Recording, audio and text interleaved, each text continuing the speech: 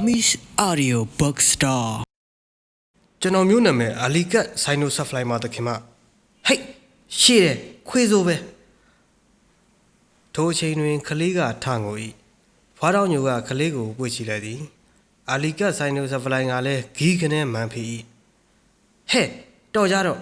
ငါပြောမယ်ခွေးစိုးဒီကလေးကိုလှုပ်ပေးရင်နင်ဘာဖြစ်မှာလဲအမောင်အစီရင်လောကရဲ့စီမင်းများကိုတခင်မနားလည်ပြီးသားပါအစီရင်အမိတ်တွေဟာလောကတစ်ခုနဲ့တစ်ခုကြားစနစ်တကျဆက်သွယ်ကူးလူနေကြတာပါ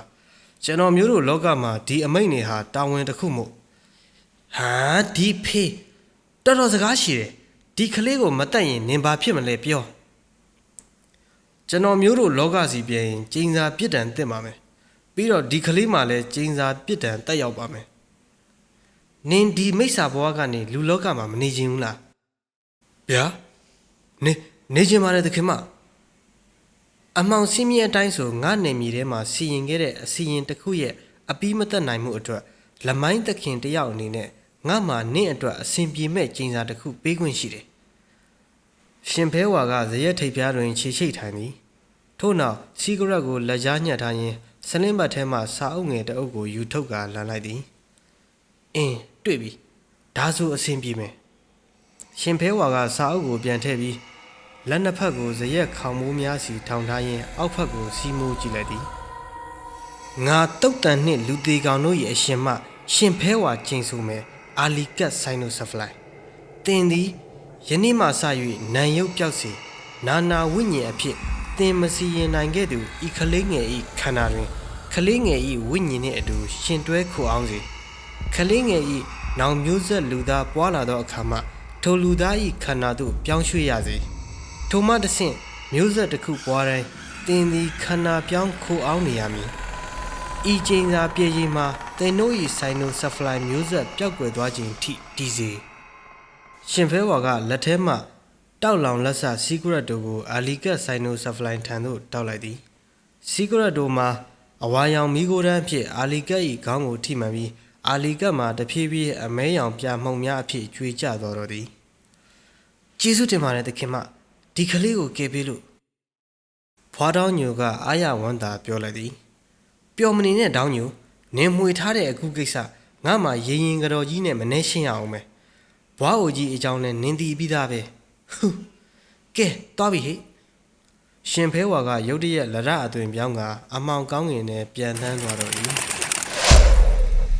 အဲ့ဒီအသက်ရှင်ချန်ရစ်တဲ့ကလေးမလေးဟာအမေပဲသားဒါဆိုကျွန်တော်ကအမေပြောတာကိုဆုံးအောင်နောက်ထပ်မအောင်သားကြီး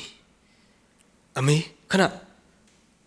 မရတော့ဘူးကျွန်တော်စိတ်တွေအယမ်းလှုပ်ရှားနေတယ်ဖုန်းရှိကနေခွာပြီးရေခဲတစ်တာတဲ့တောက်စရာတစ်ခုရှာတယ်အေးတာတစ်ခုတောက်လက်စဘီယာတစ်ခုတွေ့တော့အဲ့ဒါကိုပဲမော့တောက်လိုက်တယ်ပြီးတော့ကျွန်တော်အခန်းထဲကမှန်ကိုတွားကြည့်လိုက်တယ်ကျွန်တော်ခန္ဓာကိုယ်ထဲမှာတကယ်ပဲကြောက်စရာမိစ္ဆာတစ်ကောင်ရှိနေတာလားကျွန်တော်ဖုန်းရှိမှပြန်ထားလိုက်တယ်အမေကကျွန်တော်ကိုစိုးရင်တစည်းကြည့်နေစေနောက်ပိုင်းဖြစ်ရက်တွေကိုအမေဆက်ပြောပြမယ်ဒါအတွက်တော်တော်လေးအရေးကြီးတယ်ဒီကလေးကတပည့်တော်မရဲ့မြေးလေးပါဗျာမိဘတွေကတော့သူ့မွေးပြီးချင်းပဲဆုံးပါသွားကြပါပြီဒီဖုန်းကြီးရောက်မှာပဲသူ့ကလေးကိုပြုစုဆောင်ရှောက်ခွင့်ပေးပါဖေဟာ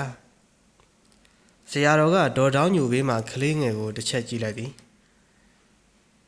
တကားမကြီးရွာပြန်သွားတာဦးစင်းကိုပေးထားတဲ့ဂတိကိုဖျက်ခဲ့တယ်မလားဆရာတော်ဤစကားကြောင့်ဒေါ်တောင်းညိုကခေါင်းကိုငုံလိုက်သည်တပည့်တော်မဒီကလေးငယ်အသက်ကိုတော့ကဲတင်လာနိုင်ပါတယ်ဖေဟာအေးလေထားပါတော့ဒကမာကြီးဒုက္ခရောက်ရှာတဲ့ကလေးပဲဘုန်းကြီးတို့ကဲတင်ထားရမှာပေါ့တခုပဲဒကမာကြီးဒီကလေးကိုတော့ဒကမာကြီးရဲ့မကောင်းတဲ့ပညာရက်တွေလောကီအစီရင်ပညာရက်တွေနည်းနည်းမှလက်ဆင့်မကမ်းမိပါစေနဲ့တင်မဖေဟာတပည့်တော်လည်းအသက်ကြီးနေပါပြီဒီမြင်းမလေးရဲ့ရှေ့အနာဂတ်ကိုဖုံဖုံလက်ကိုပဲအပ်ခဲ့ရမှာပါတခုတော့ရှိတယ်ဒကမာကြီးရဲ့တမီးမင်းကလေးဆိုတော့အရွယ်တင့်လာတဲ့အခါဘုန်းကြီးเจ้าနဲ့တော့မတင့်တော်လာဘူးဒီတော့ဒကမာကြီးမျက်ွယ်မပြုတ်ခင်တင့်တော်တဲ့တနေရာစီရှာဖွေအနှံပြီးပညာသင်ပေးမှဖြစ်မယ်ဒါလည်းဖုံဖုံပဲစီစဉ်ပေးပါဖေဟာ 1984ခုနှစ်ဧပြီလ18ရက်နေ့ပဲခူးမြို့ကတစ်ဝိုင်ဖုံးတော်ကြီးကျောင်းတကြံကာလပြီးကစားမှုတရားစခန်းဝင်သူများအလူအတန်းလုပ်သူများနှင့်ဘုံကြီးကျောင်းဝင်းကစီကားနေ၏ဘုံကြီးကျောင်း၏နောက်ဖက်တစ်သားအိမ်ကလေးပေါ်တွင်ခင်သစ်ကအဝတ်အစားအထုပ်ပိုးများကိုအသင့်ပြနေသည်ဒေါ်တောင်းညိုသည်ဖျားရှင်ကိုပြီးနောက်တုံတုံချီချီဖြင့်ခင်သစ်အနားသို့ထားလာသည်ဖွားညိုသမီးတကယ်ပဲလိုက်သွားရတော့မှာလားလိုက်သွားရမယ်သမီးဖွားညိုကအသက်ကြီးပြီသမီးကလည်းမကြခင်အရွယ်တစ်ခုရောက်လာတော့မှမို့ဒီเจ้าဝင်းနဲ့မနေသင့်တော့ဘူးဘာပဲဖြစ်ဖြစ်မမွေးလက်ထဲမှာပဲသမီးကိုဖွားညိုစိတ်ချတယ်ဆရာမကြီးကဆရာတော်ရဲ့နှမလေးဖြစ်ပတ်စံရှိပညာတတ်ဆိုတော့သမီးကိုကောင်းကောင်းစောင့်ရှောက်မှာပါသူလည်းသမီးကိုချစ်ပါတယ်သမီးကဖွားညိုကိုစိတ်မချတာပါခင်သစ်ကဒေါ်တောင်းညိုဤအယိုးကောက်ကလက်ဖွားကိုဆုပ်ကိုင်လိုက်သည်မခင်သစ်လေးမြေးရဲ့ဘဝအစစ်အမှန်ကိုလည်းငယ်ငယ်ကလေးကဖွားညိုအမြဲပြောပြဘူးတာပဲဖွားညိုကိုသမီးစိတ်မနာဘူးလားမဟုတ်တာပဲဖွားညိုရဲ့ဒါတွေကဖြစ်ရှင်လို့ဖြစ်ခဲ့ကြတာမှမဟုတ်ပဲသမီးနားလဲပါတယ်ဘာပဲဖြစ်ဖြစ်ဖွားညိုပြောခဲ့တာတွေကိုသမီးစိတ်ထဲအမြဲမှတ်ထားပါသမီးဟာတာမန်လူမဟုတ်ဘူးအမှောင်လောကတွေကကျင်းစာတစ်ခုရဲ့အစိပ်ပိုင်းပဲသမီးခန္ဓာကိုယ်ရဲ့ဟိုတက်တဝါဟာခိုအောင်ရှင်သန်နေရတယ်အခုထိဖွားညိုကသမီးဘေးနားမှာတစ်ချိန်လုံးရှိနေတော့တခါတရံသမီးရဲ့ခန္ဓာကိုယ်ရဲ့သူ့အားတာနေတဲ့အခါဖွားညိုပညာနဲ့ထိန်းချုပ်နိုင်သေးတယ်သမီးဘေးဖွားညိုမရှိတဲ့အခါ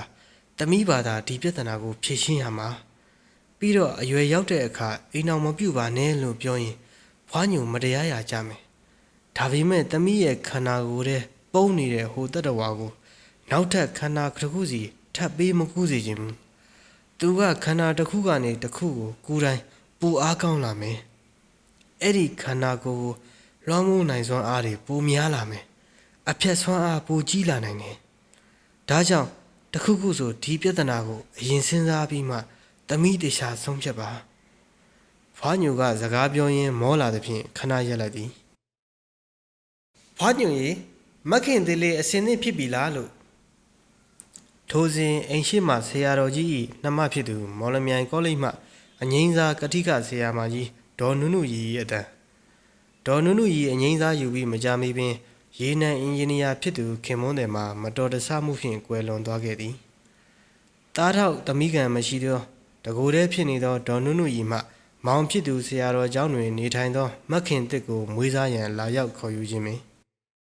1986ခုနှစ်နိုဝင်ဘာလ23ရက်ညနေခင်းစူနီယန်ပတ်ရက်ကွက်ရန်ကုန်မြို့ဂျာမနီတန်ယုံယဉ်ကျေးမှုဌာနမှဓာတ်ပုံဆရာလေးဖရက်ဒရစ်ရိုမတ်စ်နှင့်ရန်ကုန်တက္ကသိုလ်တမိုင်းဌာနမှတရုတ်ပြဆရာမလေးမခင်တစ်တို့ဇနီးမောင်နှံစီးနှင်းလာသောကားကလေးကတထက်တိုက်တစ်လုံးရှိသောခြံဝင်းထဲတွင်ရပ်လိုက်သည်ဖရက်ဒီဘာတွေဖြစ်လာအောင်မလဲမသိဘူးသူ့အတွက်ပဲကျမစိတ်ပူတယ်မခင်တစ်ကဗိုက်ဖုံးအင်ကြီးအောင်မှသူမ၏ဗိုက်လုံးလုံးလေးကိုပွင့်ရင်းပြောလိုက်၏ဖရက်ဒရစ်ကမခင်တစ်၏လက်ကိုအသာဆုပ်ကိုင်လိုက်သည်ဒါတွေဟာစိတ်အဆွဲလန်းနေလဲဖြစ်နိုင်ပါတယ်ဟန်နီရဲ့မိုးရမဲ့ရက်နီးလာပြီဆိုတော့စိတ်ကိုလန်းလန်းဆန်းဆန်းနေပါလာကားပေါ်ကဖြည်းဖြည်းဆင်းတော့ဖရက်ဒရစ်ကကားပေါ်မှာဆင်းပြီးမခင်တစ်ပတ်ချမ်းကိုတကားဖွင့်ပေးကအိမ်ထဲသို့ထိန်းခေါ်ပေးသွား၏မခင်တစ်ကအဲကန်းထဲရှိထိုင်ကုန်တွင်ခပ်ဖြည်းဖြည်းထိုင်ချလိုက်သည်ဖရက်ဒီရှင်လဲကျမငယ်ဘဝအကြောင်းသိပါတယ်ဖွားညိုပြောသလိုဆိုဒီပြဿနာတွေကြားကျမတို့ကလေးဟာရောက်ရတော့မယ်ဟန်နီရဲ့ဒီအသက်အရွယ်ရောက်လာပြီဟန်နီခန္ဓာကိုယ်ရဲ့ရှိနေပါတယ်ဆိုရဲအဲ့ဒီတတဝါကိုဟန်နီဘယ်နှခါမြင်ဘူးလို့လဲစိတ်ကြောင်ဖြစ်နေတာတွေပါမဟုတ်ဘူးဖရက်ဒီအဲ့ဒီကောင်ကိုကျမမမြင်ဘူးပေမဲ့ကျမမွေးစားအမေကတစ်ချိန်မြင်မှုတယ်ကျမရာသီသွေးစပေါ်တဲ့အချိန်မှာအမေကကျမအိယာတွေကအကြာကြီးပြောင်းနေလို့ထကြည့်လိုက်တော့ဟောဟိုအိမ်ရှိကမြက်ခင်းပေါ်မှာခွေးကောင်းကြီးနဲ့အမျိုးသမီးခန္ဓာကိုယ်ကိုတွေးလိုက်ရဘူးတဲ့အမေလဲလန့်ပြီးအိတ်ခမ်းထဲဝင်ပြေးပြီးခေါင်းကြီးခြုံထားတယ်ခဏနေတော့ကျမအခန်းထဲကိုပြန်ဝင်လာချင်းအမေကဘယ်သွားတာလဲမေးတယ်ကျမကအဲ့ဒီတော့မှရုတ်တရက်အိယာကလန်နိုးသလိုပုံစံနဲ့ဘဲမှမသွားပါဘူးလို့ပြန်ဖြစ်တဲ့အဲ့ဒီကလေးကအမေဟာကျမနဲ့အခန်းခွဲအိတ်တော်တာပဲဖရက်ဒရစ်ကဇနီးဖြစ်သူကိုကြည့်ရင်တပြင်းချလိုက်သည်ရှင်မယုံမလားဖရက်ဒရစ် ကျမလည်းအဲ့ဒီတတဝါကိုတစ်ချိန်တစ်ခါမှမမြင်ဘူးဘယ်မြင်မှုမလဲကျမကိုယ်တိုင်ကသူ့ဖြစ်နေတာကိုဖရက်ဒရစ်ကရေတစ်ခွက်ကိုဖန်ကြရထဲမှာငှဲ့ကမခင်သစ်အားကမ်းပေးလိုက်သည်ဟန်နီကိုလက်ထပ်ခွင့်တောင်းတော့ကိုဘာဂတိပေးခဲ့လဲဘယ်လိုပြဿနာတွေဟန်နီမှာရှိကိုတို့ရင်ဆိုင်ဖြေရှင်းမယ်လို့ပြောထားတယ်လေအခုလဲကိုတို့ကလေးလေးအတွက်ကိုတို့ရင်ဆိုင်ရရမှာပေါ့ညတနာရီကဘာအေးဖျားလမ်းဘက်မှတစ်ချက်ကားတံများမှလွဲပြီးစိတ်ငြိမ်ရက်ွက်ဖြစ်သည့်စူနီယံပတ်မှတိတ်ဆိတ်နေသည်စောင်းဝင်ပြီးမှရာသီဥတုကလည်းခက်စိမ့်စိမ့်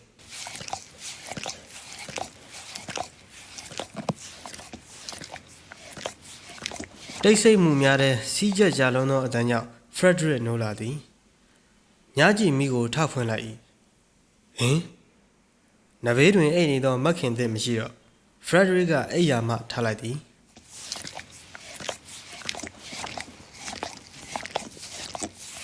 အေဂန်စီမှအတန်းဖရက်ဒရစ်ခြေကိုဖွနှင်းပြီးအခန်းတကားဝမှချောင်းကြည့်လိုက်သည်အမောင်ထဲတွင်အရေးတစ်ခုအေဂန်ထိုင်ကုန်တွင်ထိုင်နေ၏အခန်းထဲမှညာလင်းမီးရောင်ကအေဂန်ကိုတဲတဲမျှလင်းစေသည်ဖရက်ဒရစ်ကအမောင်ထဲတွင်မျက်လုံးကိုကျင်သားရအောင်ခဏထားပြီးမြင်ကွင်းကိုချောင်းကြည့်လိုက်သည် What the hell ဟုဂျာမန်လိုအဓိပ္ပာယ်ရသောအာမေဒိတ်ကိုခတ်တိုးတိုးရေရွလိုက်သည်သူမြင်လိုက်သည့်မြင်ကွင်းကထိတ်လန့်စရာကိုဝင်ဆောင်မိမတယောက်၏ခန္ဓာကိုယ်တွင်ခွေးတစ်ကောင်၏ဥကောင်းထိုခွေးဥကောင်းကြီးမှာအောက်ကိုငုံလျက်ကိုဝင်ဆောင်ထားသည့်ဗိုက်ပူပူကိုရှာရှည်ကြီးဖြင့်ရန်နေသည်ဖရက်ဒရစ်မှမယုံနိုင်စရာမြင်ကွင်းကိုကြက်တည်တည်လျက်ကြည့်နေသည်မက်ခင်သည့်ညနေကပြောခဲ့သောစကားများကိုကြားရောက်လာ၏သူဘာလို့ရမည်နည်းဒီခွေးကောင်းကြီးကသူ့ဇနီးမက်ခင်သစ်လားဖရက်ဒရစ်ကသူ့စာရေးစပွဲစီခပ်ဖြည်းဖြည်းလှမ်းသွားသည်ထို့နောက်ကိုဒတ်အမျိုးအစားကင်မရာကိုယူသည်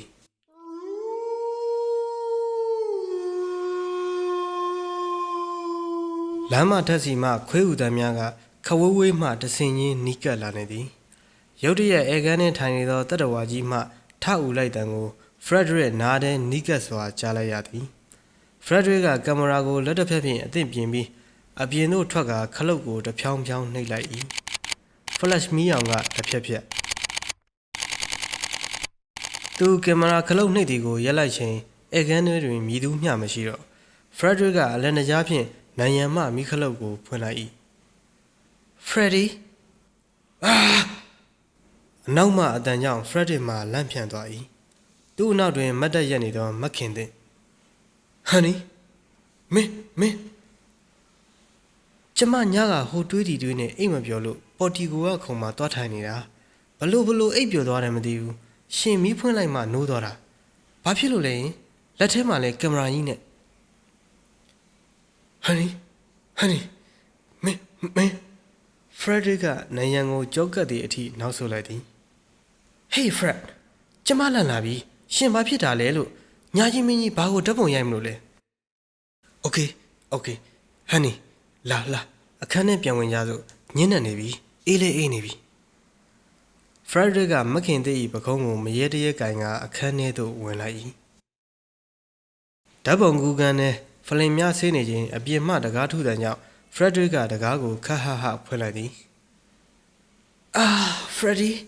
ကျမဘာရမ်းနာနေပြီမွေးတော့မယ်ထင်တယ်ဖရက်ဒရစ်ကမက်ခင်သစ်ကိုတွေ့လိုက်သည်ထို့နောက်နယံတွင်ချိတ်ထားသောကားတော်ကိုယူကာကားနှုတ်ခမ်းတွင်တင်ပေးလိုက်သည်ပတ်စံအိတ်ကိုပြန်ယူလိုက်ပြီးကားပေါ်တက်ကဂျမကန်နာအမျိုးသမီးဆေးရုံကြီးစီသို့ဦးတည်လိုက်သည်ဖရက်ဒရစ်က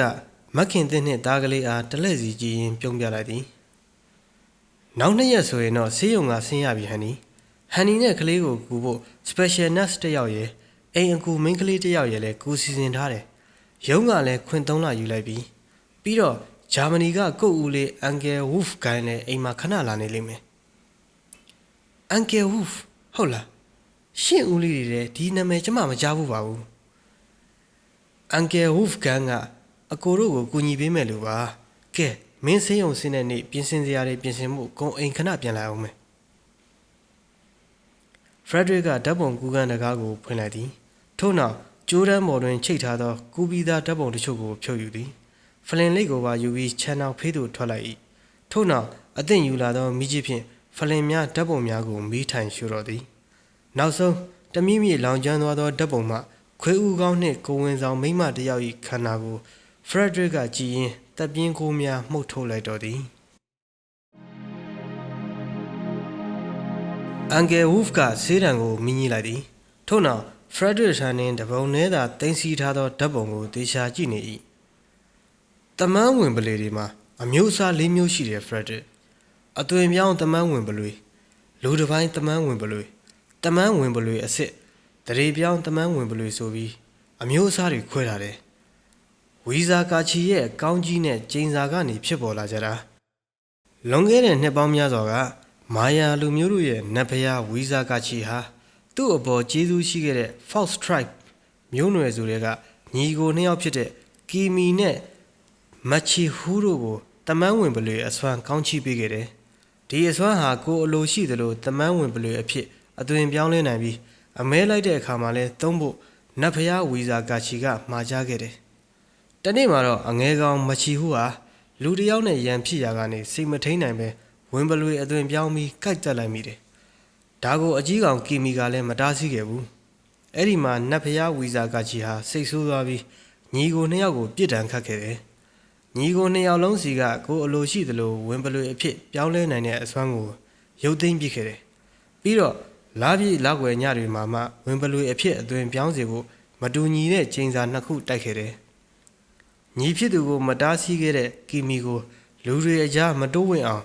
မျက်နှာနဲ့ခန္ဓာကိုယ်မှာအမွှေးအမြင့်အဆွဲတွေပေါက်လာပြီးလားပြည့်လောက်ွယ်မှာတော့လုံးဝဝင်ပလွေအဖြစ်ပြောင်းလဲမယ်ဒါပေမဲ့လည်းဝင်ပလွေဖြစ်နေစဉ်မှာတော့လူတစ်ယောက်ရဲ့စိတ်ခံစားချက်ထိမ့်ချုပ်နိုင်စမ်းနေတော့ရှိနေမယ်ပြစ်မှုကျူးလွန်မိတဲ့မချီဟူးကတော့တာမန်လူတစ်ယောက်လိုပါပဲသူဟာလားပြည့်လောက်ွယ်တွေမှာလုံးဝတလိမ့်ဆန်ဝင်ပလွေဖြစ်သွားပြီးလူအသည့်ထိမ့်ချုပ်နိုင်စွမ်းပျောက်ကွယ်စေခဲ့တယ်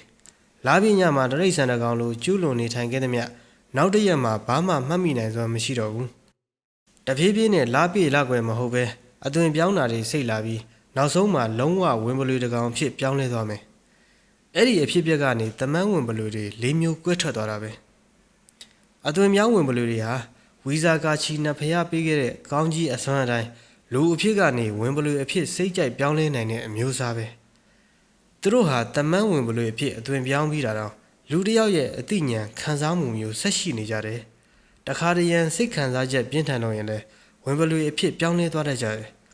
သူတို့ကတမန်းဝင်ပလွေမျိုးစိတ်ထဲနတ်ဖျားအနွယ်ဝင်မှုလူတွေကြားနေထိုင်နိုင်ပြီးလူတွေကိုကူညီတတ်ကြတယ်အန္တရာယ်မပေးကြဘူးသူတို့ကအဆင့်မြင့်ဆုံးအနွယ်ပဲ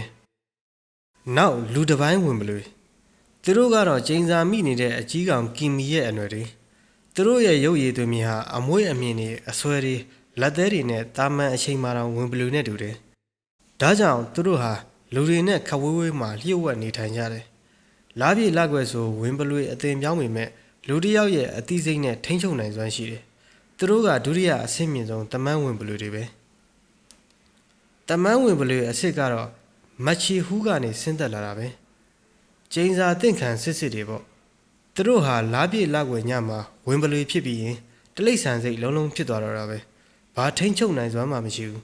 ဝင်ပလွေဖြစ်ခဲ့တာရောဝင်ပလွေဘဝမှာလှုပ်ခဲ့တာတွေရောလုံးလုံးမမှတ်မိဘူး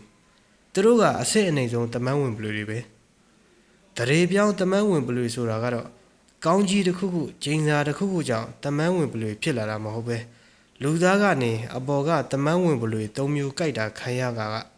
ဗီဇမျိုးပြောင်းပြီးတမန်းဝင်ပလွေဖြစ်လာတဲ့လူတွေပဲသူတို့ကတော့အစာပိုင်းမှာဘာအမျိုးအစားဆိုတာမခွဲခြားနိုင်ဘူး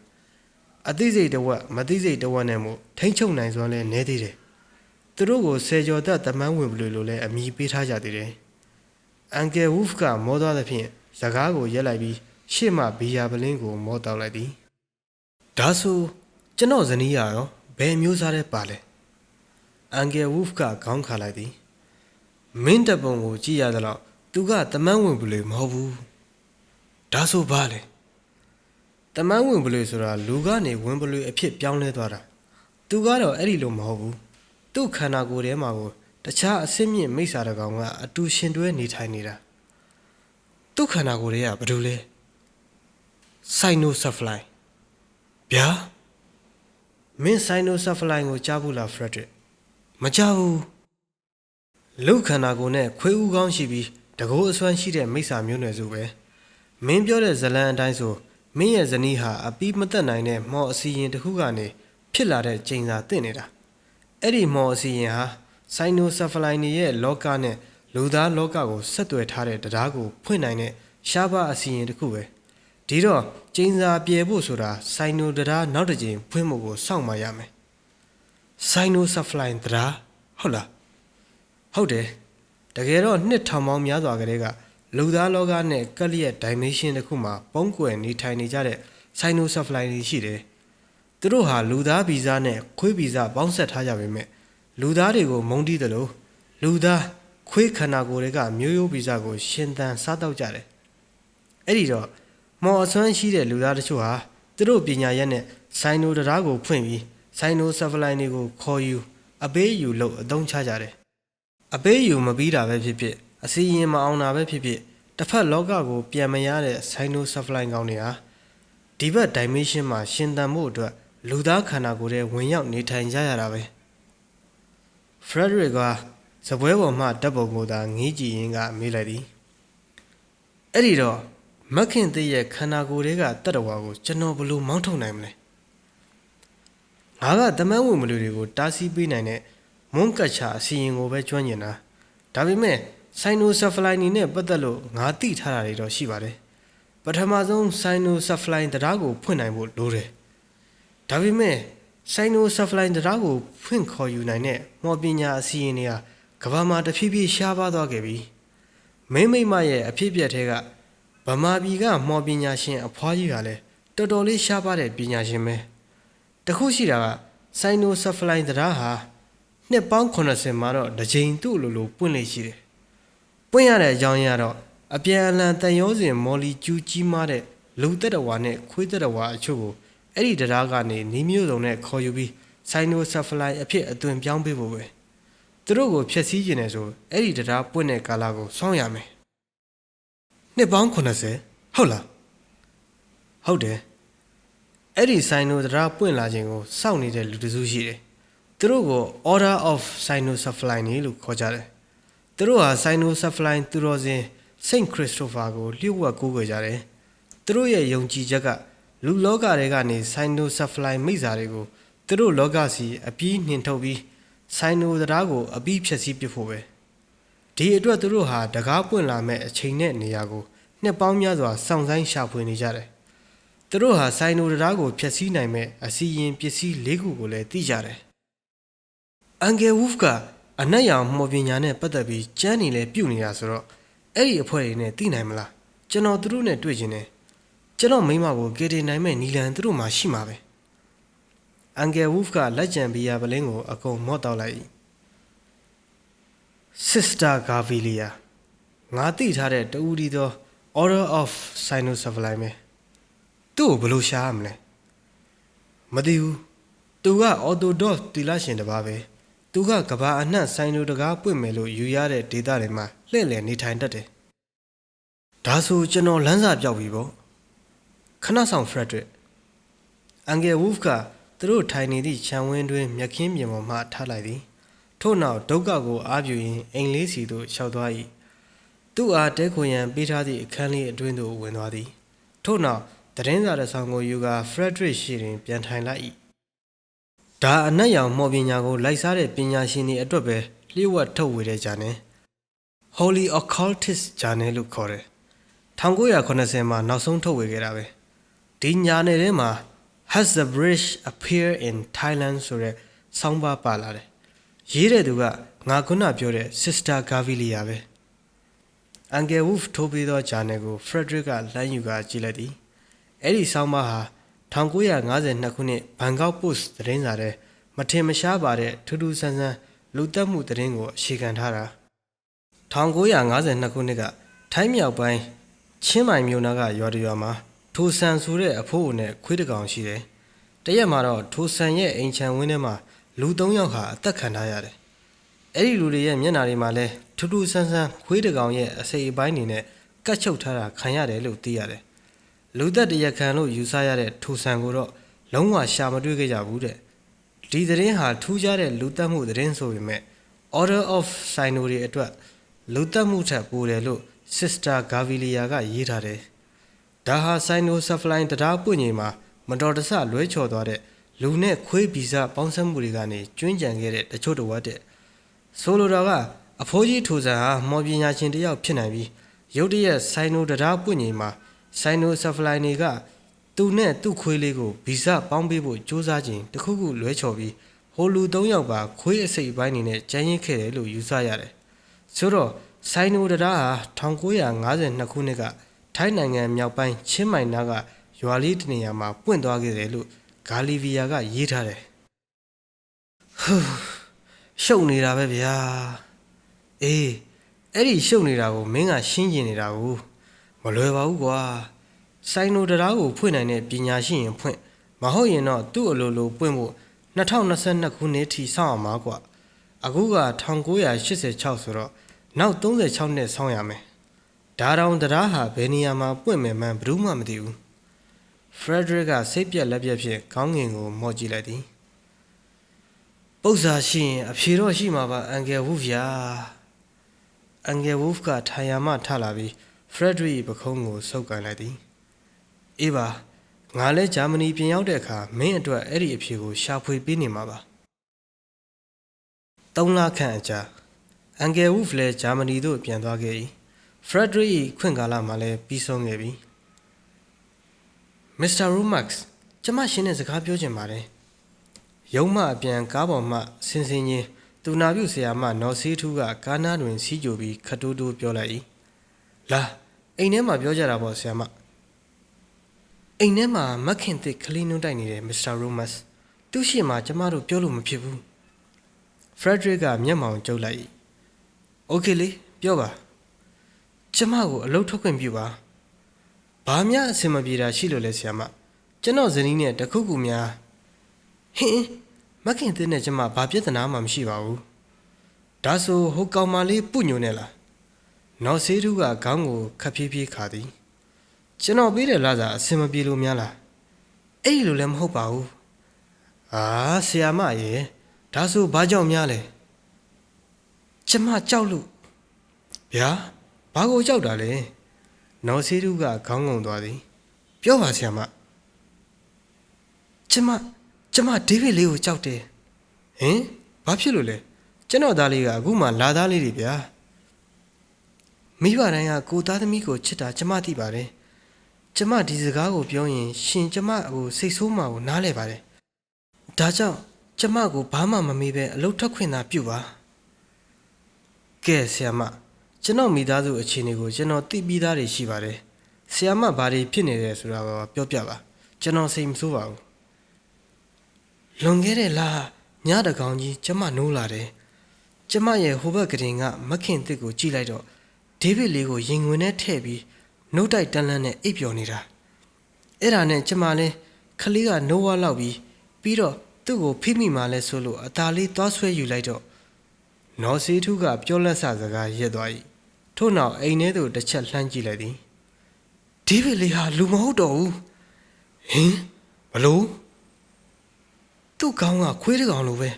နှုတ်သီးလုံးလုံးအဆွဲကြီးတွေနဲ့ကျမကိုလှည့်ပြီးမှန်ပြီးတယ်အဲ့ဒါဒေးဗစ်မဟုတ်ဘူးဘာကြီးလဲမသိဘူးအဲ့ဒါစက္ကန့်ပိုင်းပဲပြီးတော့သူကပုံမှန်ပြန်ဖြစ်သွားတယ်ဖရက်ဒရစ်မှာစကားမပြန်နိုင်ပဲဆွန့်အားနေသည်ကျမအဲ့ဒီလိုမျိုးမြင်ခဲ့တာမင်းညကနဲ့ဆို2ကြိမ်ရှိပြီဖရက်ဒရစ်ကျမအမြင်မှားနေတာမဟုတ်ဘူးတေးသေးချာချာမြင်ရတာဟုတ်ကျမကိုအလုပ်ထုတ်ခွင့်ပြုပါဟုတ်ပါပြီကျွန်တော်နားလည်ပါပြီဆရာမဒါပေမဲ့ကျွန်တော်ဆရာမကိုတခုတောင်းဆိုပါရစေကျွန်တော်တို့မိသားစုရဲ့ဂုဏ်သိက္ခာကိုငဲ့ညာတဲ့အနေနဲ့ဒီအဖြစ်အပျက်ကိုဘယ်သူ့ကိုမှမပြောပြပါနဲ့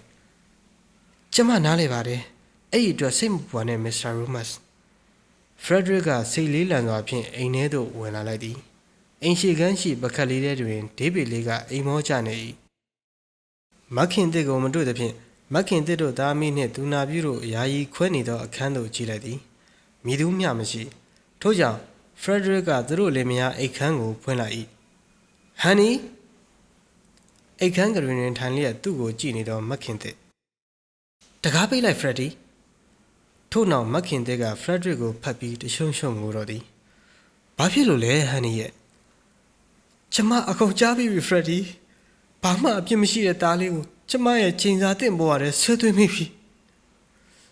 ကျမသားလေးရဲ့ခန္ဓာကိုယ်ရဲ့ဒီတတော်ဟာကိုကျမရအောင်ဖယ်ရှားမယ်စိတ်ကိုလျှော့ပါဟန်နီကိုရှိတယ်လေဒီပြဿနာကိုရှင်းပေးပါမယ်စိတ်ချပါ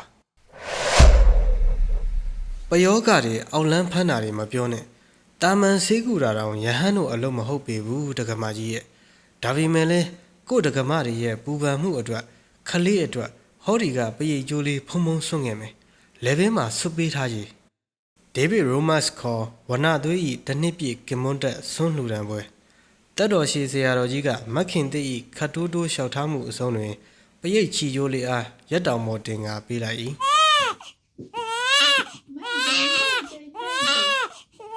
ရုတ်တရက်အာကောင်ချစ်၍ထငိုလိုက်သောဒေးဗစ်ကြောင့်ပစိုးနှင့်တိုက်ပုံကိုတည်တည်တက်တက်ဝတ်ထားသောအလှတကာဖရက်ဒရစ်နှင့်မက်ခင်တစ်တို့တယောက်မျက်နှာတယောက်ကြည့်လိုက်ကြသည်